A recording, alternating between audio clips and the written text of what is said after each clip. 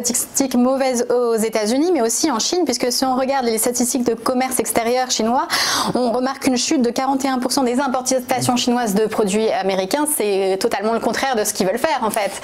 C'est tout le problématique, c'est-à-dire que ce qui s'est passé, la réaction des Chinois, la crise qu'on a eue, ça a eu deux impacts majeurs, cette guerre commerciale. C'est une chute d'activité particulièrement violente dans le secteur des semi-conducteurs et dans tout ce qui est électronique. Encore ce matin, on a Singapour qui a sorti un PIB assez mauvais, très pénalisé par le secteur électronique. Donc on a des impacts très forts sur un secteur et je pense que derrière ça, c'est ZTE, c'est Huawei, c'est les attaques américaines vis-à-vis de ces groupes-là. C'est un impact très fort sur la Chine et la demande et sur certaines activités économiques en Chine. Et puis derrière, on a la Chine qui a complètement arrêté ses achats de produits agricoles.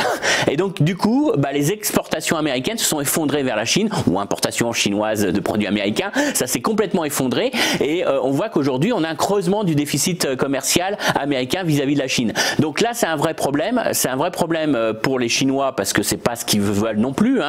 Ils payent plus cher leurs matières premières agricoles autre part. Et donc ça laisse la place plutôt à un accord commercial. Le gros problème, c'est jusqu'où va aller l'accord commercial. C'est-à-dire qu'aujourd'hui, si vous dites qu'il faut un accord commercial pour que la Chine achète plus de semi-conducteurs aux États-Unis, achète plus de blé ou de produits agricoles, il n'y a pas de problème, les Chinois sont d'accord. Par contre, si vous dites à la Chine, l'accord commercial, c'est aussi plus subventionner vos entreprises publiques, c'est mettre plus de concurrence dans vos marchés intérieurs, c'est laisser les entreprises américaines venir chasser sur vos terres, là, il y aura sûrement une réticence et beaucoup plus de blocage. Donc, je pense que là, on est vraiment dans une phase un peu compliquée en négociation. C'est jusqu'où l'administration américaine va aller dans l'organisation de l'économie domestique chinoise. C'est-à-dire jusqu'à quel point les États-Unis peuvent mettre la pression pour un changement du modèle et ce que veulent pas les Chinois. Donc je pense qu'on est vrai, le marché sous-estime un peu ce risque. Alors le bon côté des choses, c'est ces mauvaises statistiques. Ces mauvaises statistiques montrent que tout le monde est perdant.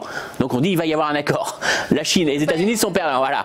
Mais le gros problème, c'est les positionnements très forts de l'administration américaine qui pourraient véritablement bloquer ces négociations. Donc on est quand même dans une phase d'incertitude, même si ces données statistiques vont plutôt dans le sens qu'il faut un accord.